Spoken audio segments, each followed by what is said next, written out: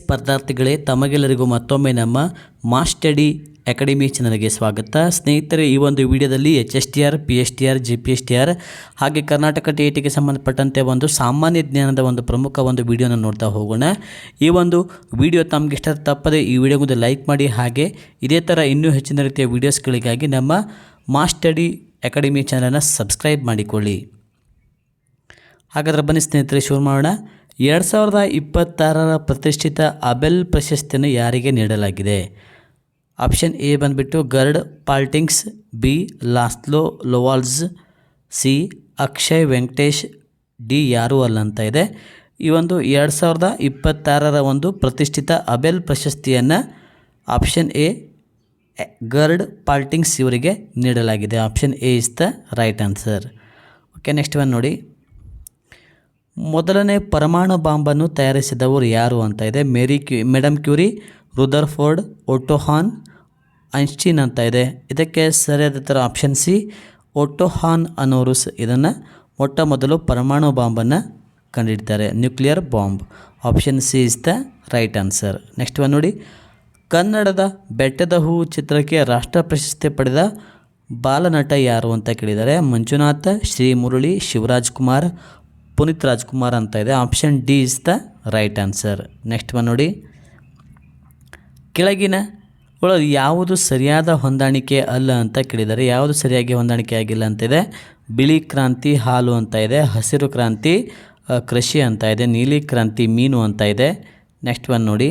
D ಕೆಂಪು ಕ್ರಾಂತಿ ಉಣ್ಣೆ ಅಂತ ಇದೆ. ನೋಡಿ, ಇದರೊಳಗೆ ಸರಿಯಾಗಿರುವಂಥದ್ದು ಯಾವುದಂತ ಕೇಳಿದಾಗ ಬಿಳಿ ಕ್ರಾಂತಿ ಹಾಲು ಸರಿಯಾಗಿದೆ, ಹಾಗೆ ಹಸಿರು ಕ್ರಾಂತಿ ಕೃಷಿ ಸರಿಯಾಗಿದೆ, ನೀಲಿ ಕ್ರಾಂತಿ ಮೀನು ಸರಿಯಾಗಿದೆ, ಆದರೆ ಕೆಂಪು ಕ್ರಾಂತಿ ಉಣ್ಣೆ ಇದು ತಪ್ಪಾಗಿದೆ. ಹಾಗಾಗಿ ಆಪ್ಷನ್ ಡಿ ಇದಕ್ಕೆ ಸರಿಯಾದ ಉತ್ತರ ಆಗ್ತದೆ. ನೆಕ್ಸ್ಟ್ ಒನ್ ನೋಡಿ.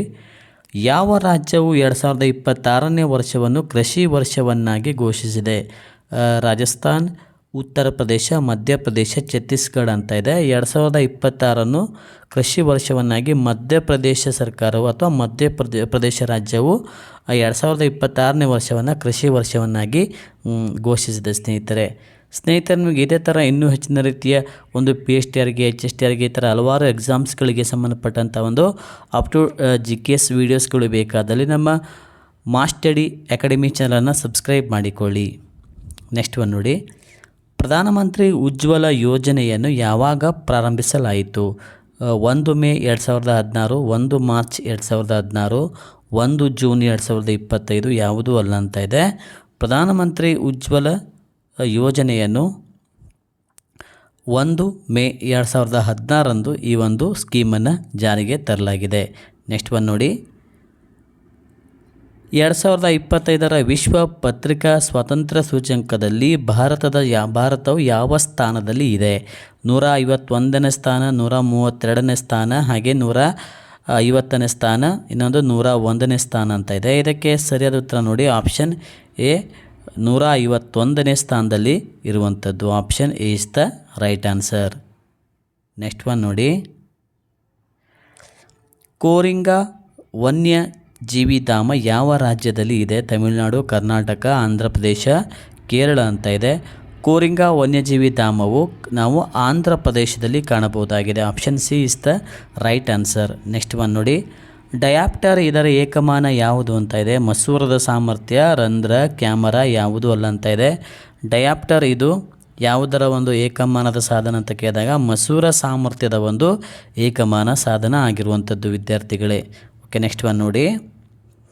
ಭಾರತದ ಮೊದಲ ಸಂಪೂರ್ಣ ಡಿಜಿಟಲ್ ಸಾಕ್ಷರ ರಾಜ್ಯ ಯಾವುದು ಅಂತ ಕೇಳಿದರೆ ಬಿಹಾರ, ಕರ್ನಾಟಕ, ಕೇರಳ, ತೆಲಂಗಾಣ ಅಂತ ಇದೆ. ಭಾರತದ ಮೊದಲ ಸಂಪೂರ್ಣ ಡಿಜಿಟಲ್ ಸಾಕ್ಷರ ರಾಜ್ಯ ಅಂತ ಬಂದಾಗ ಅದು ಕೇರಳ ಸರಿಯಾದ ಉತ್ತರ ಆಗ್ತದೆ. ನೆಕ್ಸ್ಟ್ ಒನ್ ನೋಡಿ. ಡಿಫ್ರೆಂಟ್ ಬುಕ್ ನೋ ಲೆಸ್ ಎಂಬ ಪುಸ್ತಕ ಬರೆದವರು ಯಾರು? ನೋಡಿ, ಇತ್ತೀಚಿನ ಒಂದು ಕಾಂಪಿಟೇಟಿವ್ ಎಕ್ಸಾಮ್ಸ್ಗಳಲ್ಲಿ ಸಹ ನಾವು ಸಾಕಷ್ಟು ಬಾರಿ ನಾವು ಈ ಒಂದು ಆಥರ್ಸ್ಗಳ ಮೇಲೆ ಸಹ ಕ್ವಶನ್ಸ್ಗಳನ್ನು ಕೇಳ್ತಾ ಇರ್ತಾರೆ ಸ್ನೇಹಿತರೆ. ಹಾಗಾಗಿ ನೋಡಿ, ಒಂದು ಕ್ವಶನ್ಸ್ ನೋಡಿಲಿ. ಡಿಫ್ರೆಂಟ್ ಬಟ್ ನೋ ಲೆಸ್ ಎಂಬ ಪುಸ್ತಕ ಬರೆದವರು ಯಾರು ಅಂತ ಇದೆ. ಇದಕ್ಕೆ ಸರಿಯಾದ ಉತ್ತರ ಅನುಪಮ್ ಖೇರ್ ಅನ್ನೋದು ಸರಿಯಾದ. ಇದಕ್ಕೆ option A is the right answer. ಭಾರತದ ಮೊದಲ ಕೃತಕ ಬುದ್ಧಿಮತ್ತೆ ಡೇಟಾ ಸೆಂಟರ್ ಪಾರ್ಕ್ ಯಾವ ರಾಜ್ಯದಲ್ಲಿ ಇದೆ ಅಂತ ಇದೆ. ಛತ್ತೀಸ್ಗಢ, ಬಿಹಾರ್, ಹರಿಯಾಣ, ಕೇರಳ ಅಂತ ಇದೆ. ಇದಕ್ಕೆ ಸರಿಯಾದ ಉತ್ತರ ಬಂದುಬಿಟ್ಟು ನೋಡಿ, option A is the right answer. Chhattisgarh ಅನ್ನೋದು ಸರಿಯಾದ ಉತ್ತರ ಆಗುತ್ತೆ ಸ್ನೇಹಿತರೆ.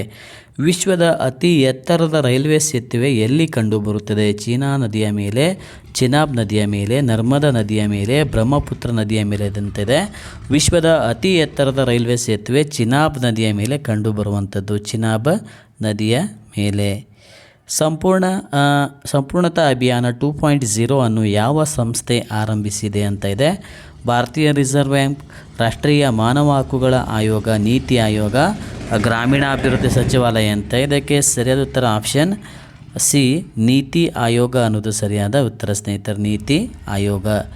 ನೆಕ್ಸ್ಟ್ ಒನ್ ನೋಡಿ, ಭಾರತದಲ್ಲಿ ಹಡಗು ನಿರ್ಮಾಣ ನೀತಿಯನ್ನು ಪರಿಚಯಿಸಿದ ಮೊದಲ ರಾಜ್ಯ ಯಾವುದು? ಉತ್ತರ ಪ್ರದೇಶ, ಬಿಹಾರ, ಕರ್ನಾಟಕ, ಪಂಜಾಬ್ ಅಂತ ಇದೆ. ಇದಕ್ಕೆ ಸರಿಯಾದ ಉತ್ತರ ಉತ್ತರ ಪ್ರದೇಶ ಅನ್ನೋದು ಸರಿಯಾದ ಇಲ್ಲಿ ಉತ್ತರ ಆಗುತ್ತೆ ಸ್ನೇಹಿತರೆ. ಓಕೆ ಸ್ನೇಹಿತರೆ ಹಾಗೂ ವಿದ್ಯಾರ್ಥಿಗಳೇ, ತಮಗೆಲ್ಲರಿಗೂ ಈ ಒಂದು ವಿಡಿಯೋ ನೋಡಿದ್ದಕ್ಕೆ ಧನ್ಯವಾದಗಳು. ತಮಗೆ ಇದೇ ಥರ ಇನ್ನೂ ಹೆಚ್ಚಿನ ರೀತಿಯಲ್ಲಿ ವೀಡಿಯೋಸ್ಗಳು ಬೇಕಾದಲ್ಲಿ ನಮ್ಮ ಮಾಸ್ ಸ್ಟಡಿ ಅಕಾಡೆಮಿ ಯೂಟ್ಯೂಬ್ ಚಾನಲನ್ನು ಸಬ್ಸ್ಕ್ರೈಬ್ ಮಾಡಿಕೊಂಡು ನಿಮ್ಮ ಸ್ನೇಹಿತರಿಗೂ ಸಹ ಈ ವಿಡಿಯೋಸ್ಗಳನ್ನು ಶೇರ್ ಮಾಡಿ ಅಂತ ಹೇಳ್ತಾ ತಮಗೆಲ್ಲರಿಗೂ ಇಲ್ಲಿಯವರೆಗೆ ವಿಡಿಯೋ ನೋಡಿದ್ದಕ್ಕೆ ಮತ್ತೊಮ್ಮೆ ಧನ್ಯವಾದಗಳು.